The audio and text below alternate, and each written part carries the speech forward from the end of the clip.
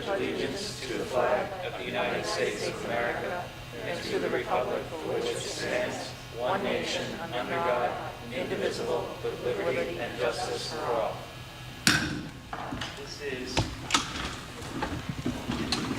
August 24th Public School Committee meeting. This meeting is being held both in person and remotely in accordance with Governor Massachusetts March 12, 2020 Board of Certain provisions of the Open Meeting Law, GLC Section 20, remote meeting via Google Meet technology. Good evening, and good evening to everyone online.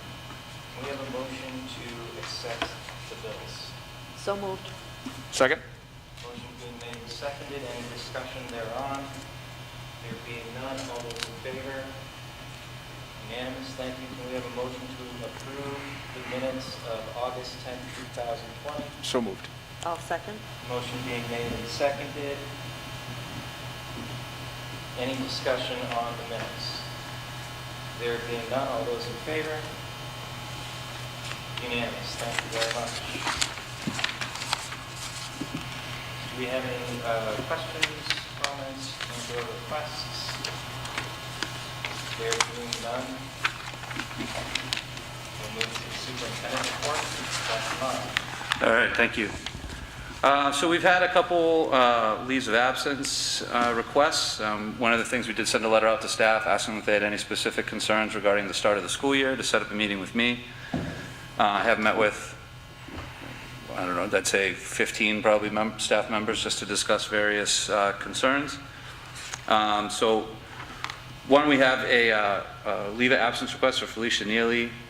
First, she'd like to be granted a maternity leave absence of 9 months. So she'd like to start beginning approximately December 2020 and then going through the remainder of the school year to return at the beginning of next school year. So the beginning of this would be a maternity leave, which is a protected leave, but she's requesting additional unpaid leave beyond that. So that's why we're bringing it for school committee approval. I think like I said, we're trying to work with staff, so I would recommend we approve it.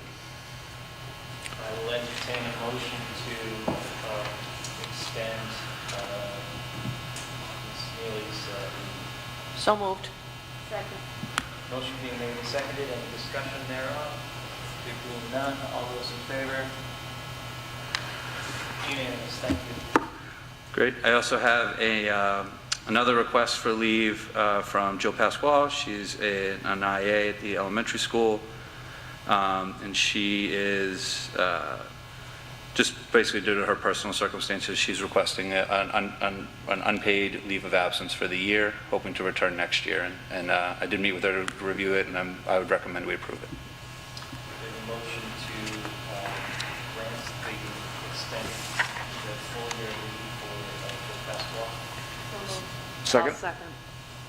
Motion being made and seconded. Any further discussion? There being none, all those in favor? Thank you. Unanimous. Okay, and then I have two retirement announcements. First, Tricia Shermack has announced that she would be formally retiring, so she put in her retirement letter. We wish her well. And Barbara Favreau has also, Tricia Shermack's a kindergarten teacher at the elementary school. She's retiring. And Barbara Favreau, an instructional assistant, kindergarten IA at the elementary school, has also indicated that she's going to retire this year. So two more retirements.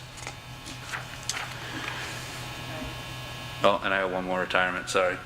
Irene Daly is also going to be retiring from her position as the substitute coordinator. Please wish them well in their next ventures from us, and please thank them for their service. Yep, and we'll include them in the retiree celebration, which we're tentatively scheduled for the end of this month. All right, Yep, so some reopening updates. First one's FY21 calendar revision. It's not really any substantive changes really in terms of like the first day of school or anything. We did eliminate the delayed opening and one half day in January. We can, those were originally done for parent-teacher conferences, but right now we're not anticipating we're going to be able just to bring people into the building at that time. So the only real thing, the only other part we're reason we're bringing this back to you is because we didn't update all the numbers appropriately on the last calendar when we were making the changes, so it's more of a clerical update to the calendar. Can you just remind me again the difference between early release and half-day? Let me see which one's which. So the early release, typically an early release, the teachers are also released shortly after the students. The half-day, it's usually like right before a vacation or on like maybe Good Friday or something like that. So a lot of times, if it's a half-day, it's usually the students go a half-day, but the staff work a full day for like professional development and those types of things. Okay, thank you. Any other questions? So, Mary, we've already approved the calendar, and we've reaffirmed our approval of the amended calendar, so we don't need to take any action on this. Right, This is I just think this is another revised calendar, this is different last day of school. Yeah, so one of the clerical things is we had to change the last day of school one up because we had lost a day there, yeah. So I would just say for No. just for out of an abundance of caution, we should probably approve this. So I'll make a motion that we approve the updated calendar. Thank you. Second. Motion having been made and seconded, any further discussion on the Clinton Public Schools 2020-21 school calendar? There being none, all those in favor? Unanimous, thank you. And just for the public, just to reiterate, the last revision really focused on changing like the first beginning of school. We were focusing on October, that full day PD day. This revision was just kind of cleaning up the rest of the year that we kind of overlooked a little bit, so I apologize for that. Okay, the next thing I want to talk about is some health updates. So the first thing is, this is the August 19th, in your packet, you have the August 19th count and rate of confirmed COVID-19 cases. And I just gave you the page with Clinton. You could see the Clinton total case count was 268, which was 6 cases in the last 14 days.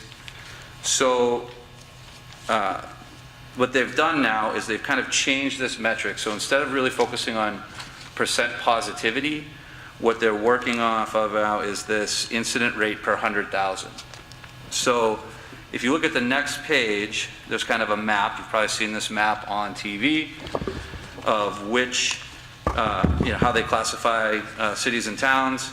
And then the page after that map shows you what those color codings mean. Currently, Clinton is a green. The first map that came out, the first iteration of this, which came out 2 days after our last school committee meeting, we were actually white at that point. So if you look at what those metrics mean on the next page, or unshaded, I guess. If you're unshaded, that's fewer than 5 cases.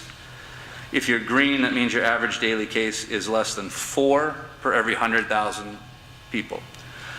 They recommend if you're in unshaded or green that you should be able to go full-time in person or potentially hybrid if you have extenuating circumstances like some districts might face. If you go between 4 and 8, you go to yellow, which the DESE is recommending hybrid or remote if there's extenuating circumstances. And if you get into the red area, greater than 8 per 100,000, they are recommending remote. So the one thing I will point out is that Clinton's total case count on this data sheet as of Wednesday, August 19th was 268. I believe on the data dashboard on the town's website, as of today, we were at 277. So there was approximately 9 new cases since this came out. So I am concerned that it is possible that the Wednesday data could have us maybe possibly in the yellow area, but I'm not positive. So what we'll need to do is I think we'll need to continually refer to that data and this guidance as we approach the school year. And we're going to want to look at not only what zone we're in, but I think also the trend we're at. So if we're in, we're going to get Wednesday, we're going to get a data snapshot. We're going to get at least 2 more of these published Wednesdays before school would be scheduled to start. So we've got about three more official releases of this data. And I think we just need to be aware that we need to continually track this. So if our data were to, we went from having, a couple weeks ago when we first started talking about it, we were at 1 case or 3 cases a week typically. Last week was 6. Now it's up to like 9 for this week. So if we're starting to see a positive trend, it could mean that we might have to change our course and possibly open remotely. I hope that that's not the case. I hope that our data maybe flattens out. Maybe this is a little anomaly and we start going back down in the next couple weeks. But I do think that, we've said all along that we're trying to follow the data, and we showed our data numbers. And I mentioned at the last meeting, so, I said, at the last meeting, based on like the data, if I was a superintendent in Georgia, I wouldn't feel comfortable opening schools, right? So same thing. Now that they have these published guidelines, I think we need to follow them. We need to monitor this data closely so we're making the right decision. There's some additional guidance that came out from the DPH. So the last thing they talk about is just some additional considerations, and one of them is multiple weeks of data is necessary to understand trends. That's just kind of what I talked about there. We'll want to look and see, since they implemented this system, from the time they implemented it till the time school starts, we're going to have a five data points, and we can look at that to try to see, is there a trend, or are we at like a spike and going back down? We'll be able to view that and make those decisions. The next thing in here is a memorandum from the DPH, and what they've done is a couple things. One, they redefined, this joint memo, the purpose of this memo was to clarify things. So basically what happened is what they had looked at is they looked at the DPH guidance and they looked at the DESE guidance, and they tried to say, as schools were looking to implement things and people were looking at different documents, they said some of these documents had inconsistencies, right? So maybe what the DESE called a close contact, the DPH wasn't necessarily defining as a close contact. So what they did is they released this memo to try to clarify that guidance. So one of them is definition of a close contact. It's defined only as those who have been within 6 feet of distance of an individual for at least 15 minutes while the person was infectious. And that's pretty much what the Board of Health has been using all along. That wasn't necessarily in the original guidance of the reopening, and I think part of that was because, remember, the original DESE guidance also said you could be within 3 feet, right? So they were sort of saying that if you had like a student who was positive in a classroom, everyone in that classroom would be automatically like a close contact. Now they're saying it's really only if you were within 6 feet of them for at least 15 minutes. The policy of when a close contact may return to school has also changed. In the original guidance from the DESE, it said if you got a negative test, you could return immediately. Now it has been revised, saying that you need to self-quarantine for 14 days, regardless of your test result. So if someone is identified as a close contact, they will be required to not report to school for the whole 14 days. There's some other things in here that they've done, that they've updated. Like I said, a lot of them was just kind of outlining the same things. The definition of a COVID-19 related fever, they changed it from 100.4 degrees to 100. Students wearing masks, they basically clarified that even if students are spaced 6 feet apart in a classroom, the use of masks is still required unless they are eating or taking a mask break, which I know it was something we discussed in our policy subcommittee meeting, so then this came out and I think I kind of reaffirmed that.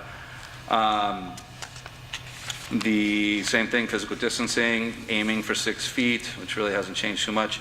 Then the last one was, not the last one, but one of the new ones we'll talk about, the next one is talking about immunization requirements, trying to make sure all students obtain a flu vaccine. We'll talk about that a little bit more, the next document. They're asking us to try to establish multiple isolation rooms for students if feasible. If not feasible, there's the guidelines in there. But if you have the space, if you have 2 individuals that you think might be sick, try to put them in different rooms. And they talked a little bit about hand sanitizer. So most of it, nothing in this is really brand new. It's just sort of tweaking and kind of adjusting so that we're aligning what the DPH document, the guidance have been, and the DES guidance.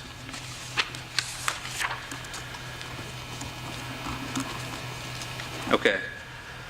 So the next one talks about some guidance for regulations, school health regulations basically, when you talk about, certain grades, students are required to have physicals or certain immunizations. The big one in this memo that came out on August 19th from Department of Public Health is requiring the main part of this. Some of it talking about some of the little, reminding us of the leeways and timelines for some of the standard ones. The new one, the attention-grabbing one, was basically saying that immunization requirements should continue to be followed, including the new requirement for flu vaccination for all K-12 students starting with the 2021 school year. All right, so what's that all about? So the next document talks about this vaccine. So who needs to receive the flu vaccine? All students, kindergarten through grade 12, are going to have to receive the influenza vaccine. There is medical or religious exemptions. I think one important thing to note is that this requirement does not go in place until December 31st, 2020. So this is not something where they're saying that, if a kid doesn't have a flu vaccine by September 16th, they're not going to be able to come to school. Okay, so the deadline for meeting this requirement is December 31st, 2020, which in my world right now might as well be 3 years from now, because that's how because we're trying to get through tomorrow. So, I think that's something we'll try to work with families. I know that this has not necessarily been a popular declaration that came out in the media. So we'll see. We'll see how that guidance stays, and if there's any changes to that guidance as we go. I think typically right now, if you're someone who would normally get your student vaccinated and you normally get the flu vaccine, we'd encourage you to do so because it is a requirement. So if you are going to see your doctor or something, go ahead and do that. If you're someone who typically would not, I guess we'll have to kind of wait and see, and we can look at that. But they are encouraging everyone, and I think a big part of that is, it's going to be hard to differentiate between the flu and COVID, and a lot of the similarities, a lot of the symptoms could be the same, and they also don't want to inundate hospitals if we see spikes in either one of those cases as we go into the winter. Can I have a quick question? Yeah. The way I read this, the students will have to have it by December 31st of this year? Yes. Okay. So it's not something that they need to have to start school. But they need to have it by December. Yeah. So. And have we notified the parents yet? Not yet. We haven't done. We're including that information in our parent registration meetings. I mean, I know it was pretty well popularized in the media, but I guess we could try to get that out a little bit more too. Maybe a link to one of these documents so that they can read it. Okay. So Steve, how do we sort of police that, if you will? So is it that now a student will have to furnish that documentation to the school nurse, or they won't be able to enter into the school? It seems a little odd that not that it matters for debate purposes, this is the state's requirement, but the flu season is certainly going to be upon us well before December 31st, but they're using the 31st of December as like, get it done by then. You'd think they would say, get it done before you come to school, because that would be the importance of it. But are we going to have to police this, or is this going to be something? Yeah, we'll have to track the data, and we'll have to fill out a survey. And we do it with, it's something that's already done for a lot of things. there are certain required vaccinations, there are required physical exams for certain grades. This is a new one because it's basically everybody, and we will have to gather that data. And the nurses will probably enter it in the same type of survey format that they do the others. So we'll continue to look at that. It looks like we might only have to complete the survey for it for kindergarten 7 and 11, which I think is normal anyway. So they might only be gathering the data. We might only have to report it for those 3 grades just so they can get a snapshot. Sure. But they're requiring it for everybody. Awesome, thanks. Anything else? Just going back for a second to that joint memo with the DPH. Yep.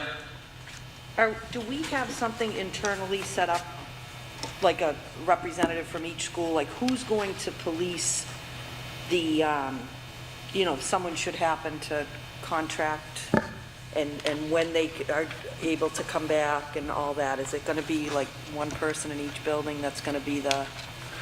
Yeah, so that's something we'll end up having, is we'll end up having like a COVID leader for part of the safety team. So we've talked a little bit about looking at maybe some CTA representatives for that. And then I think it'll be a combination of that person as well as like the administration and the nurse. So there will be, because I mean, the nurse is going to know most of that information, but we're also going to need to get some information from like the Board of Health and those types of things. And then those people will serve as representatives on our larger safety committee that's been meeting with the Board of Health and the police and fire and those types of things. Okay, thank you. Anything else?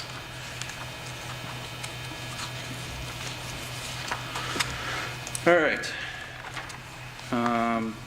Oh, I would talk, just one other thing I'll mention.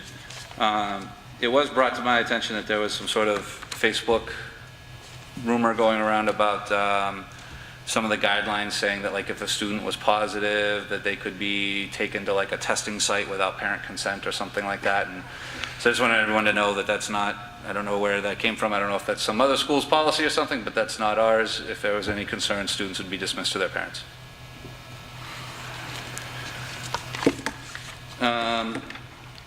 The next update was on the registration results. So we ended up getting, so this registration data is as of 8 a.m. Wednesday, August 19th. So we met at 8 a.m., we shut the survey off, we started processing it, and then we started getting a lot of calls from people who said, hey, they're trying to get in and the survey's closed. So we reopened the survey so we could at least capture the data, but we did all of our preliminary analysis off of the snapshot as of 8 a.m. So that snapshot had 1,616 unique survey responses, so there were more responses than that, but I think some people, when we sent out reminders, we were sending reminders out to everyone, and I think some people did it twice or a couple times thinking that they were getting the reminder because it didn't go through. That equated to an 86% response rate.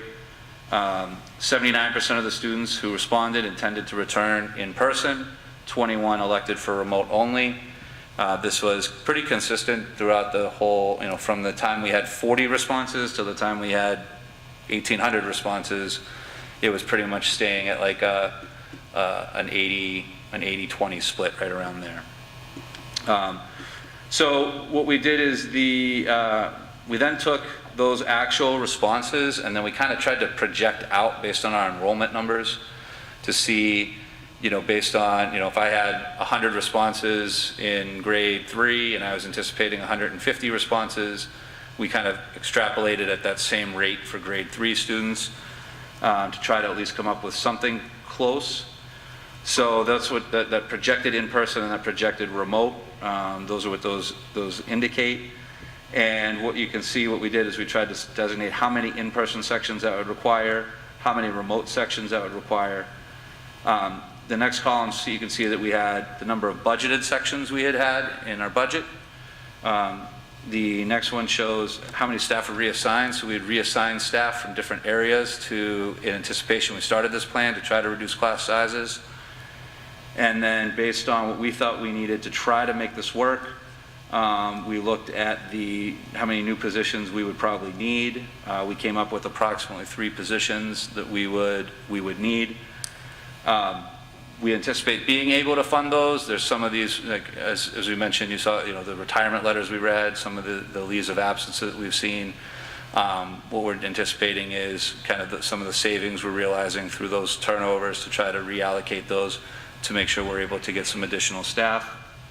And those numbers are still fluctuating, so I know that we're still kind of looking at how we balance those out, and we were meeting today with the principals for a long period of time talking about how we can do that the best possible way. Once you get past 7th grade, 7th and 8th grade, it'll work out pretty well. That what'll happen is most of our teachers will end up with teaching like 4 sections roughly, so they'd have about 4 sections, and their 5th class would be a remote class, so the students would be able just to follow a schedule. And for the high school, they're still kind of working it out. Some of it worked out pretty easily, like for freshmen, if most of the freshmen, there was enough freshmen that were projected to be remote that you could organize freshman remote sections. But when you look at there was only 12 juniors and 19 seniors, those, by the time you become a junior and a senior, you're kind of spread out a lot more in the types of classes that you're taking. So they're still kind of working on some of that, and I think Mr. Cermak has a meeting with the parents of the students who selected remote only coming up later this week to try to talk about some of those options in terms of, you know, how we might be able to keep a student in a particular elective that they're interested in, or if they're not gonna, if they don't really like that model, we can help them advise them to a different elective. So the positions to be added, we're looking at 3 elementary teachers. We'll plan on transferring funds from the IA line and the sick leave buyback. We're looking at trying to add 1 technology integration specialist. That position's been posted. We're planning on paying for that out of the ESSER grant, which was that original $280,000 kind of CARES Act allocation. And we're trying to look at 1 full-time district-wide substitute nurse, and probably taking that out of our substitute line. We do have, you know, we do budget for substitute nurses, and then we have some other substitutes, so we're not anticipating using daily subs this year, so we think we can fund that out of the sub line. So when we have, typically we would take a vote if we were adding personnel, but where this is budget neutral, I don't think that we don't have to take action on it. yeah, I think maybe right now you don't have to, and then maybe what I'll do is, in another meeting or 2, I'll bring you, we'll probably try to revise the budget a little bit, so if we had to show you how we like reallocated money from the instructional assistant line, and we'll get you to approve the changes from the budget that way. Everybody's okay with that? Is that okay? Thank you. All right. All right. So that's where we are from a staffing, yeah, go ahead. These hires, would that be just a one-year thing, though? At least now you're anticipating just a 1 year, this school year? Yeah, I mean, right now, unless there was, you know, unless there's continued need, I would imagine that a lot of these positions would be basically for this year. And it's kind of a different shift in the needs, right? So when you're talking about, you know, we're able to kind of allocate some of the money from maybe some currently open IA positions to leverage them into more teaching positions, because given this scenario of smaller classes in person and more remote, that's more what we need. But if we were going to transition back to in-person, we might need to go back to, okay, now I need some more of these one-on-one instructional assistants or something like that, and it would kind of shift back. So, all right, the athletics, just a quick update on athletics. So on August 18th, they did come out with some guidance. Basically what they're planning on doing is they're trying to do 4 seasons. Fall season, that'll start September 18th. Then a winter season, actually I put the dates on the last page here. The winter season, so September 18th, they're proposing boys and girls soccer, fall gymnastics, boys and girls cross country, field hockey, volleyball, swim and dive, golf and dance. Those are the sports that would run statewide. November 30th to February 21st would be winter sports. February 22nd to April 15th is with the new season they're adding. It's like a 3rd season they're sneaking in there, calling it the floating season. It's basically fall sports 2, and that would be any sport that's not able to be played in the fall. So currently that would be football, fall cheerleading, unified basketball, and it could be any sports not played in the fall because of a remote learning model or other reasons. And then the last season would be April 26th, which would be very similar. It would be like the spring sports. So one of the key notes there is sports not played in the fall season because of remote learning or other model. So when we go back to that metric we were talking about, they are recommending essentially that if your city is, or town is red, and you're being recommended to start remotely, that you would probably not be able to also participate in the fall sports season. So we'll have to watch that as we continue to watch our data to kind of see how that goes. I know Mr. Smith, our athletic director, was at a long meeting today. It was like a 3-hour meeting with the mid-watch as they were trying to put together, you know, exactly how this will look.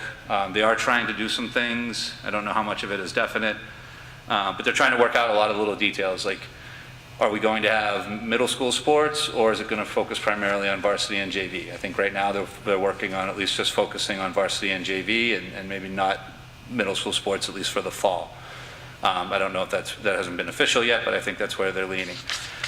Looking at different things like more of a pod system, so you might have, your schedule would be more geographically located, so you would play towns, you might play less opponents, but you might play them more frequently, but they're going to be ones around you, so that we're not getting as much travel across the state. So there's some things like that. There's also some other questions.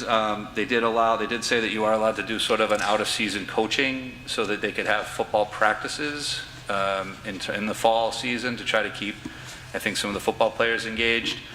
And there's some questions on what does that entail? What's the guidance for that? Are they talking like in pads? Are they talking in helmets? Or is it just running around? So we're still waiting on some clarification. So once you hit one hurdle, then there's the next ones to go over. But at least right now, the plan is to try to play sports. And this is a plan to try to make sure that we can hopefully give every sport a chance at some point during the year. Hey, Steve, just if you could for me. Yeah. Winter and floating season, could you just run those dates by me again real quick? You have them in there. they are here. If you keep flipping, there's like a page that I added at the end of that memo. Oh, I see it. Thank you. You're welcome. And then just for, I think basketball is the only sport we have that has a freshman team versus just JV and varsity. So if we were to go with just high school sports, would the freshman teams be included if they have one? I don't know. I think we'd have to talk. I would have to see what the league is doing too. I think, and see who they'd be able to play and all those types of things. So I think we'd have to figure that out. But there's some other questions too, like co-ops. You know, like when you co-op with another school district, are we going to be able to have those co-ops? And you know, potentially, maybe if it's like you're co-oping with a team that's in your pod, maybe you could still do it. But if it's not in your pod, are you going to? You know, so there's still a lot of the little fine details that still need to be worked out, and that's what the athletic directors and the MIA are working on. Now they got at least some direction there, trying to fill in the gaps. Thank you. So Steve, just for clarification, Yep. so while Smitty going out of the athletic director meetings, nothing will start until September 18th, is that correct? Correct. Yep. Doesn't matter, you know, and then I say sort it out, like Matt said, whether it's, you know, middle school, high school, nothing Yeah. will start. Till September Until 18th. 18th. Yep, they're going to do that. And that'll just give as them a- time to kind of figure out what right looks like, if that makes sense. Yep, yep. So they'll be able to get those guidance and And that. Steve, is there any role that either yourself or this committee has to play in final decisions of that? Or does that sit with the athletic director? Do we need to be aware of anything that? No, so we should expect? we will probably at our next meeting have to bring a more formal recommendation to you about basically opting in to play sports or opting out to play sports, that Okay. kind of stuff, yeah. Very good, thanks. So they are leaving that at the local level to make your decision on based on your data, your situation with your, you know, your buildings, your learning, whatever. Can you do this or not? Very good. Steve, and I hate to keep bothering on Yeah. sports, but, well, I just saw in here, so if a school is totally remote, and it talks about the school committee having to approve the sports, now what does that do for our individual students that are going totally remote? So the MIA came out with a clarification that said that's not, the MIAA does not have a rule against that, Okay. right? So there are students that have done things like that, right? There are students that are maybe in different Homeschools. homeschool or different like dual enrollment programs where they might be taking some college courses remotely or something like that. And as long as you meet the certain MIA requirements, like we can check your attendance and we can check your grades and those types of things, they've typically been eligible. So I think that's the same type of thing that they're saying, the MIA is saying there's no reason why those students should participate, but they are still leaving it. It's always at the local discretion to go, we can always make our rules more restrictive than the MIA if we wanted to. Okay. Right, and there's, I was just looking you at the know, number of remote Yeah. students, you look at high school, you Yeah. look at, you know, Yep. almost a total of 100 kids, you know. Okay, thanks. all right. So I think, just some general updates. So that's all I had for the written stuff. Facilities, just so everyone's aware, we did have one of the approved architecture companies tour the middle school. They came through to look at the HVAC and ventilation. We have not got that, they came, I think, a week ago, and they are, we have not got the final report from them yet, but we're hoping to get it any day. Proactively, we are upgrading 2 of the fan motors in the middle school, one in the gymnasium and one in the cafeteria. And by upgrading those fan motors, we're going to be able to increase the, I guess technically decrease the filter size or whatever, however you want to say that, so it can be more of a more fine filter in there so that the motors can handle that. And then another thing that we've done is we have ordered air purifiers for every classroom in the middle school.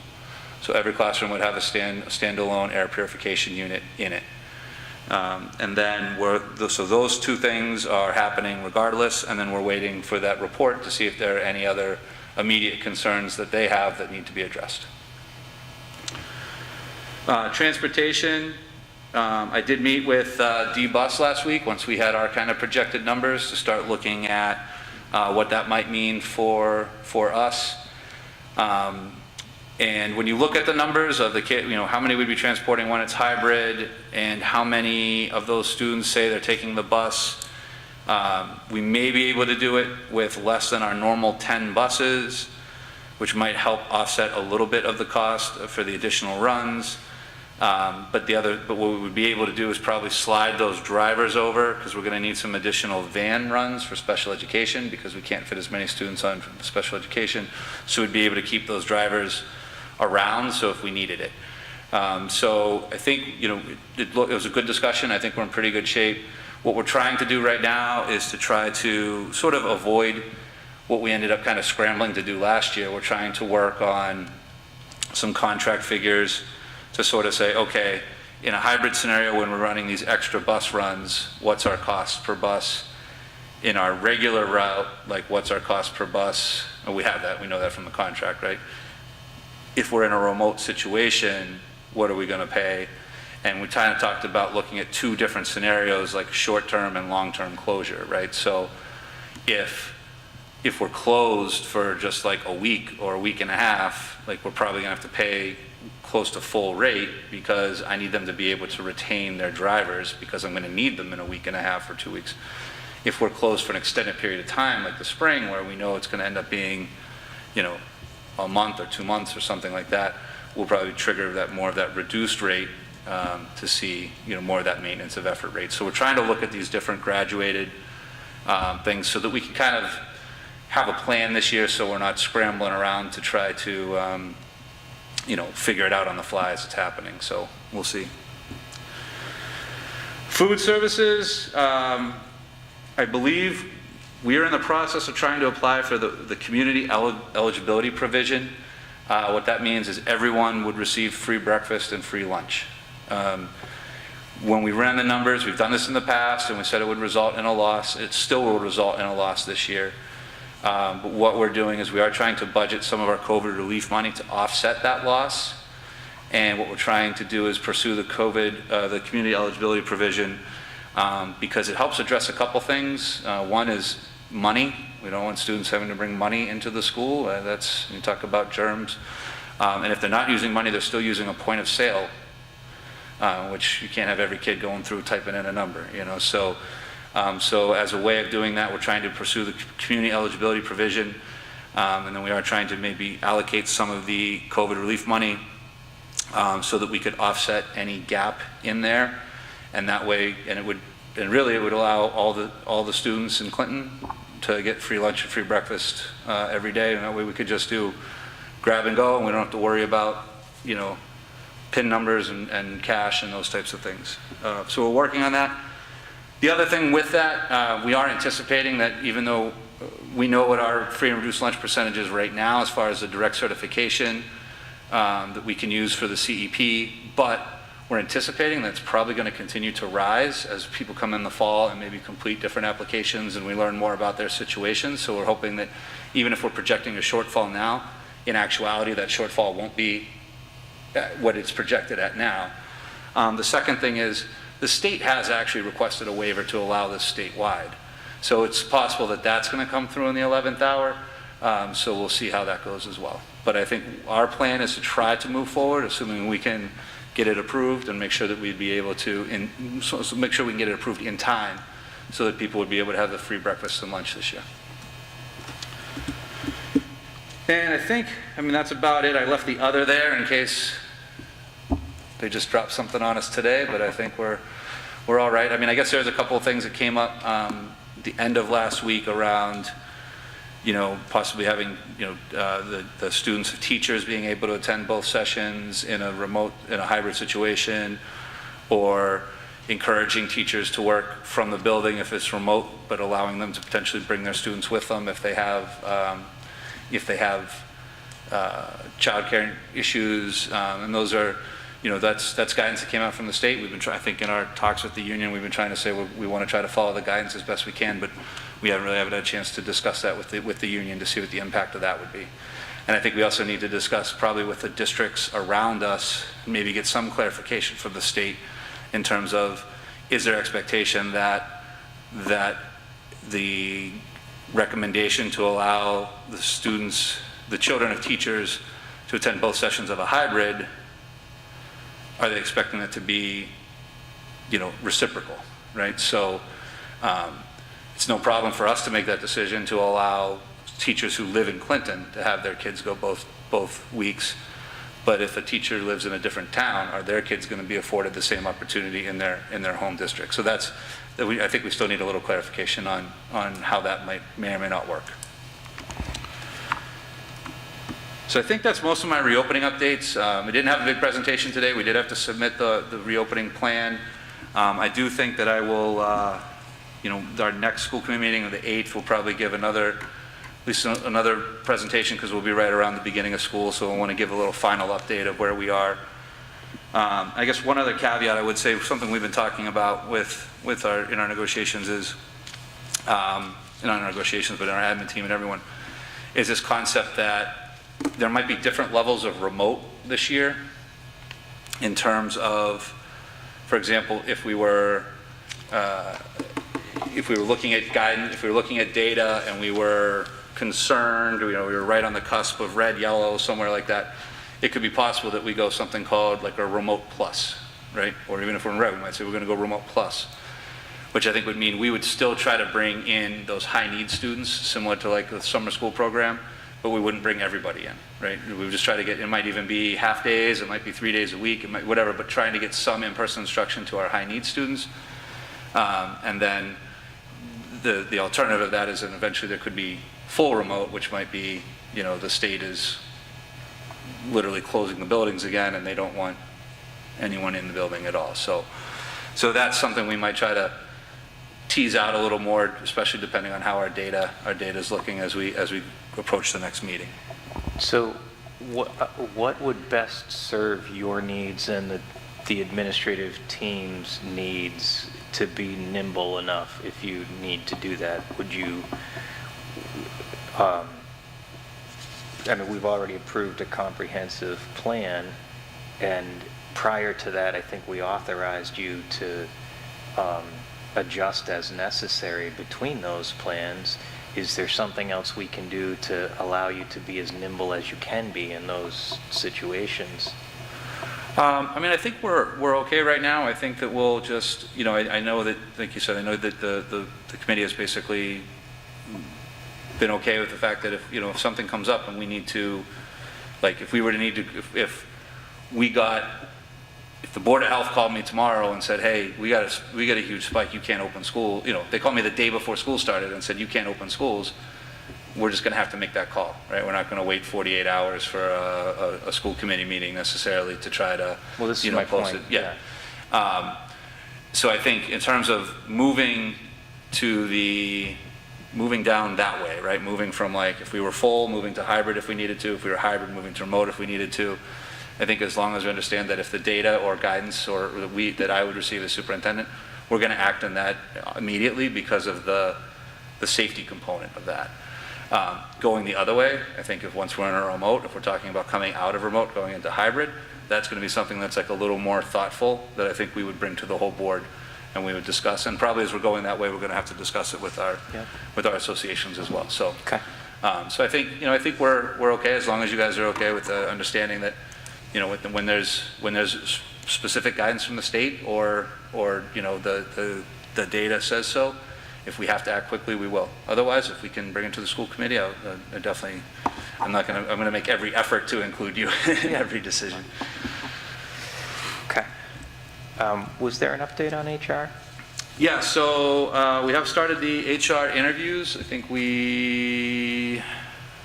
I had 6. We've done 6 interviews so far.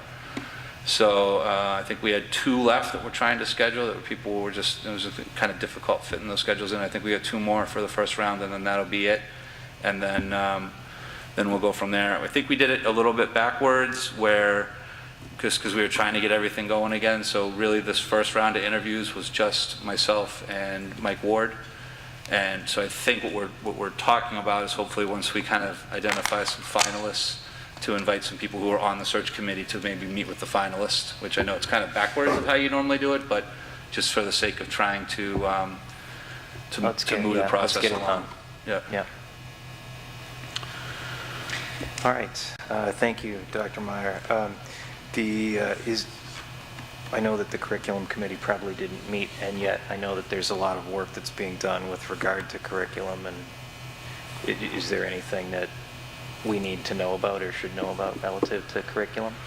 No, but I guess I would say that some of the things that we're putting in place right now, like Edgenuity and Great Minds in Sync and iReady, and a lot of those decisions are kind of, in our discussions with the CTA, we've kind of talked about how, what we're trying to do with those is provide tools for teachers so that we are as prepared as we can to support students in a remote learning situation. And we know that it's not a normal thing, right? So I guess what we've kind of agreed to is that if we're going to continue, if let's say teachers think Edgenuity is a valuable tool and they love it and they say, hey, now that kids all have Chromebooks, we'd like to keep using it in the future, we would go through the traditional, our intent would be to go through the traditional kind of curriculum review and approval process for that. I think right now it was basically, we took the state guidance of sort of a program they endorsed, a program our group endorsed, and we said this is basically what we need to fit this scenario. And then I think we'll try to look at how did it work? How did the teachers find it effective? Did they find it as a useful tool? Is it something that they feel like is beneficial, since now we're going to be 1-to-1 this year? Well, it means it's probably going to be 1-to-1 next year too, right? We're going to have all those iPad Chromebooks. So is it something they thought helped to leverage the technology? So I'd say, I guess, there's been some curriculum decisions that I think have just sort of been made out of necessity that I think that we would want to catch up on during this year as we can kind of evaluate it and try to make sure that we have the best path moving forward. Thank you. Safety committee met last week, is that right? Yep, we met on the 18th. That one focused mostly on, we had the fire chief and school resource officer there, and we talked a little bit about the state fire marshal had issued some memorandums about things that have already come up at some of our meetings, things like the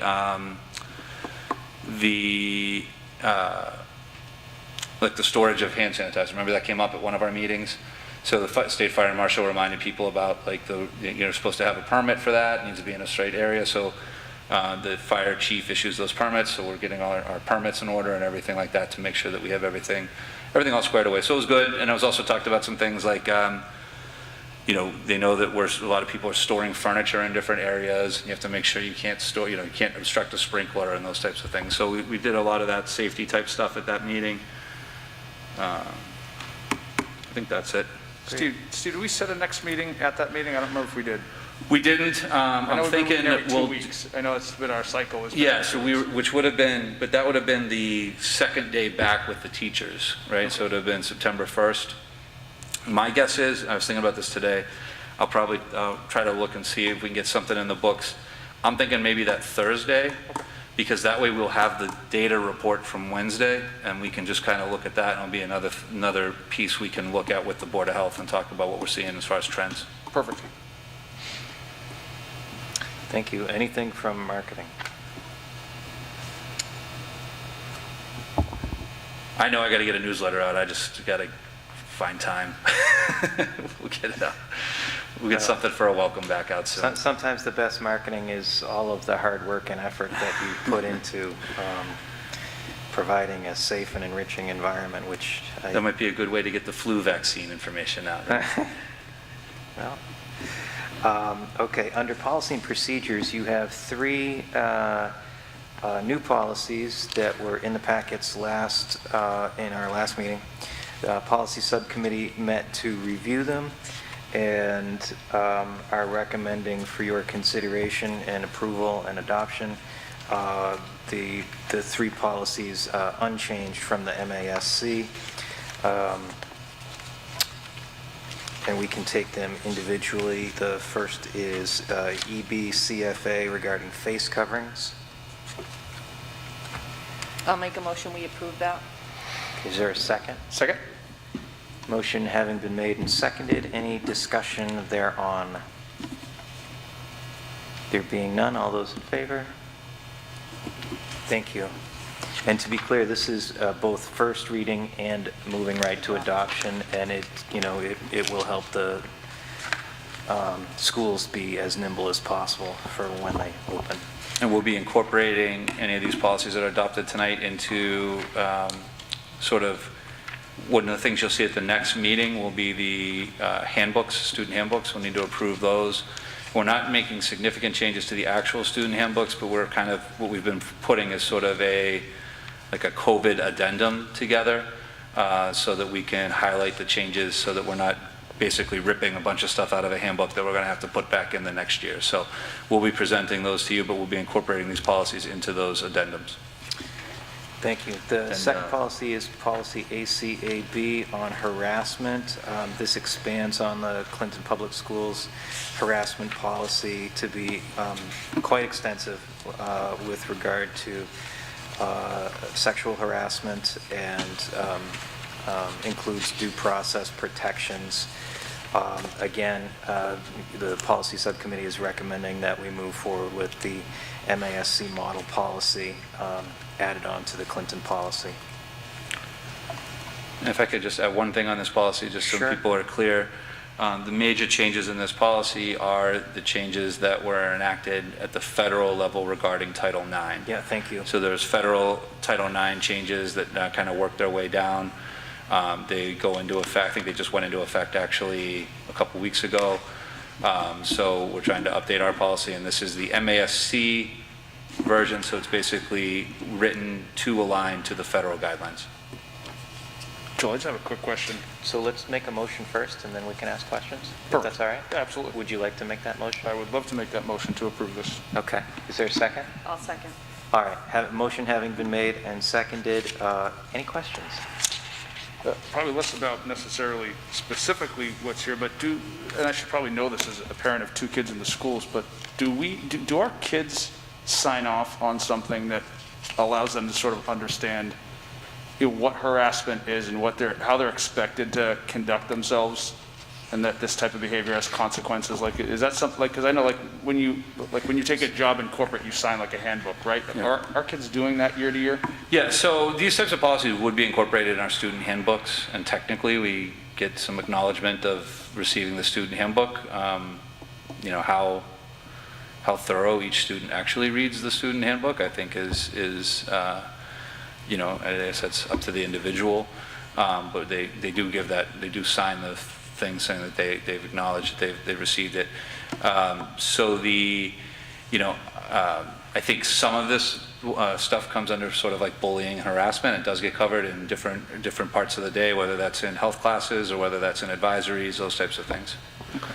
It might be something we should think about downstream, just because I know, it's no different than like Little League has an oath that Little Leaguers take specific to like what the expected behavior is, but I think we're bullying so out of control these days, and kids, unfortunately, will have a propensity to say something that they think is funny but could be offensive to somebody else, even if we distilled it down to 10 core values that we expect them to recognize and sort of exemplify. Yeah, Maybe that's something to look at. I think that description of it does kind of occur through our PBIS program, which is our Awesome. Positive Behavior Intervention Supports Program, and that's more at the younger grades, right? It's more effective we're not going to just have a first grader sign off that they Sure. read this, right? So we try to teach it that way.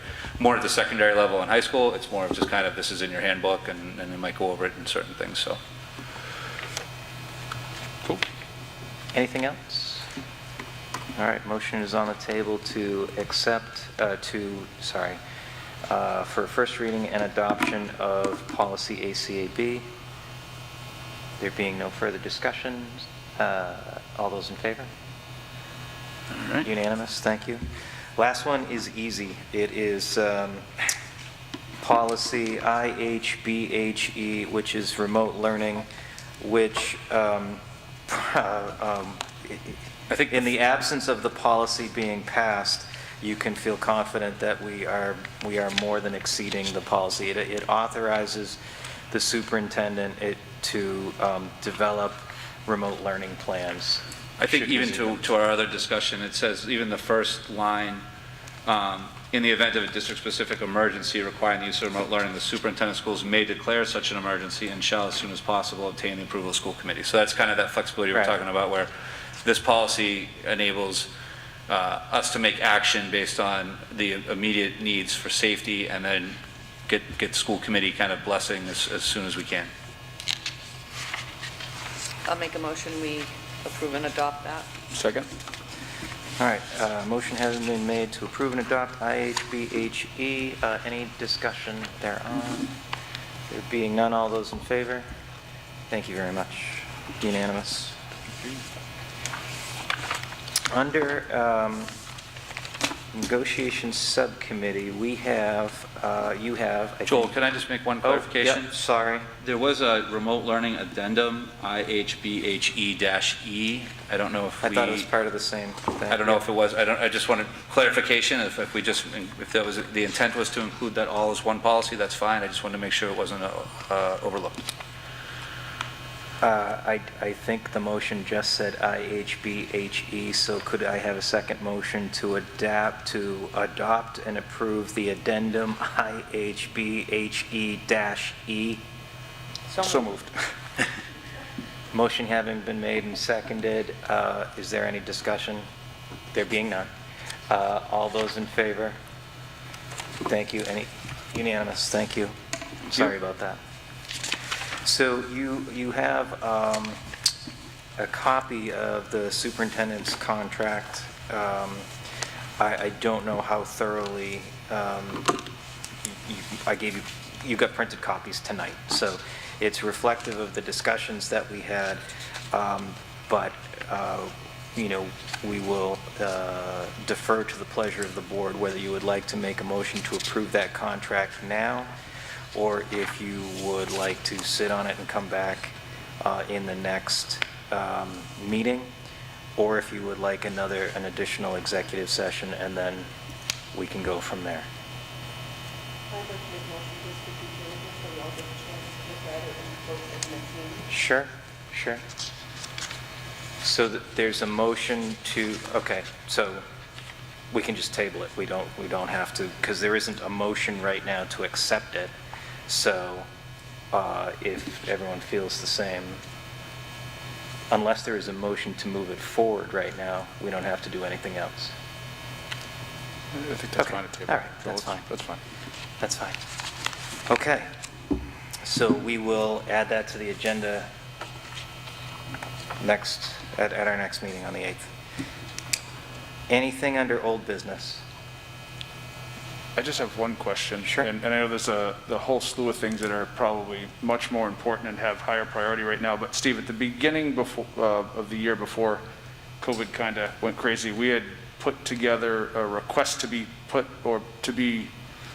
considered for the list should we decide to continue to go down this path of maybe wanting to build a new school at some point. Is that something that is in neutral right now, something we should hear about later on down the path? I just wanted to get clarification on where that We is. filed a statement of interest.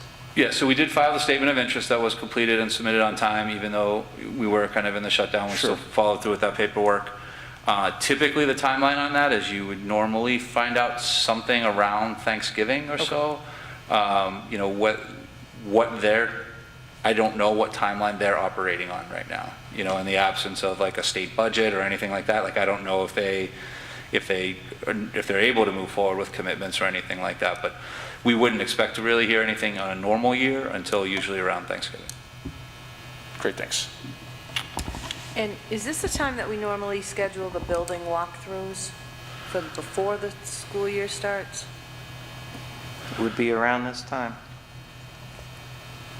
Yeah, I think that's probably a good idea and dovetails into, you know, conversations we've been having both on this committee as well as in our subcommittees around just getting an update on what do proper protocols look like as we head into what the new norm is. Have we solidified on some sort of a checklist or a guidance form that everybody will be able to see and sort of materially managed by and things of that nature. Probably a good time to, at some point, have Russ come back and present that to us as part of maybe that building walkthrough. I also think that there's value in, to the degree that we can under, safety guidelines, but, to see what it looks like at an elementary school, what these classrooms look like with, I've seen pictures of it, but I think it would be valuable for you to see what a classroom looks like with desks 6 feet apart and, markings and whatnot, and hallways and that kind of thing, so. Sure. So I'd say if you wanted, we could try to schedule something, maybe starting not like Monday of next week, but sometime during next week if you guys wanted to, and then you could have them by the meeting for the 8th if you wanted, or as soon as you can, whatever works your schedule. Yeah, I think as long as it works in your schedule, the teacher's schedules, I don't think anybody wants to be in people's way or to take away from the limited time to prepare, but I'll speak for myself. I find it illuminating every Yeah. time. Mm-hmm. Deb? I'm just curious, instead of trying to go on Tori and Tina and you and me and, instead of all of us going, would it be possible to all mask up and go together? Well, again, I will speak only for myself. I don't have that kind of time to go to all of the schools. But it doesn't have to be about me either. That if that was something that you wanted to do and take, 30 minutes in each school or get an overview. Just a thought. Or even set a date and make it available, and those that can make it, but make sure you have representation from this committee. Yeah, so if anyone's having trouble hearing on the microphone, the suggestion was, instead of having like an individual, instead of like what we might do in a typical year of sort of dividing it and each person going to like one facility, do we sort of have more people so they can kind of get a sense of how the buildings are? And I think that sounds reasonable. Obviously, because there's a lot of changes right now. So I think, Matt, maybe what we can do, to your point, is maybe we can try to schedule something and just sort of inform people of the times, and that way, and if we can verify at least some of the times so that people we know we're going to at least have someone at every tour, but they're kind of open to whoever wants to come. I think maybe is that a fair way to do it? Yeah. Okay. Sure. It's a good idea.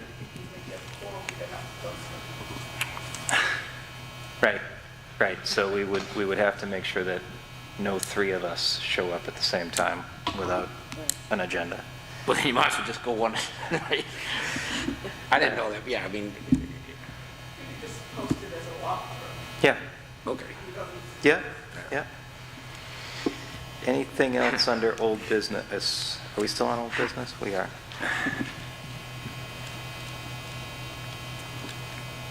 Anything under new business?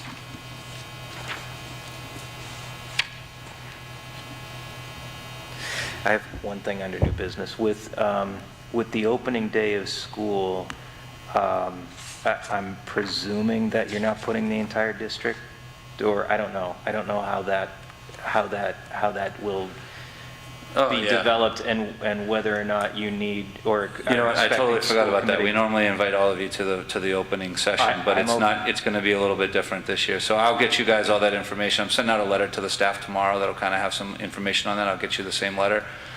Our goal is to have basically a sort of a group location at each building. So like a library or cafeteria area we'll set up. We'll have the primary, like we have a keynote speaker, our opening welcome, those types of things they'll be done from here. We'll have this open for people that want to attend as long as we can socially distance here, but it will be live streamed. And we'll have a couple group areas where you can watch in the buildings if you wanted to sit with some other, socially distance, sit with other people in like a cafeteria or something. But we'll also have the ability for staff members to watch from their individual classroom if they're more comfortable doing that. So what we're trying to do is give options so that all the staff can try to participate in the sessions in the setting that they're most comfortable in at this point. And then we'll kind of go from there. So so everything will be done remotely, so I guess there's two options, is one, or it'll be done from here, I guess, but it'll be broadcast. So if, I can definitely get you the broadcast information if you guys just wanted to check in on things and see how it is if you can't make it, if you just wanted to pop in. And we might even be able to just sort of, if we wanted to give a welcome message or something like that, we might be able to arrange for that to happen remotely through the Google Meet instead of having you have to come here in person. Okay, great, thank you. Anything else under new business? There being nothing under Chapter 30A, Section 21 of Massachusetts General Law, Open Meeting Law, the committee will enter into executive session to discuss contract negotiations with CTA and instructional assistants. The committee will not reconvene. This requires a roll call vote. Joel Bates, aye. Matt Farrakis, aye? Tina Zepantis, aye. Brendan Bailey, aye. Thank you, everyone.